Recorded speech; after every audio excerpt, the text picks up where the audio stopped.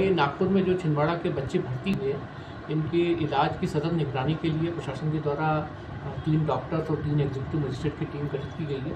ये टीम वहीं रहेगी नागपुर में, और जो नागपुर के गवर्नमेंट मेडिकल कॉलेज हैं, रैम्स कॉलेज और 2-3 प्राइवेट कॉलेज हैं, मेडिकल हॉस्पिटल हैं प्राइवेट, तो उसमें सतत रूप से निगरानी रखेगी। बच्चों के अभिभावक से भी संपर्क में रहेगी और जो भी उनकी आवश्यकता है मरीज की। सर क्या ये 3 डॉक्टर्स हैं हमारे, सरकारी डॉक्टर्स हैं छिंदवाड़ा के, और 3 एग्जीक्यूटिव मजिस्ट्रेट हैं।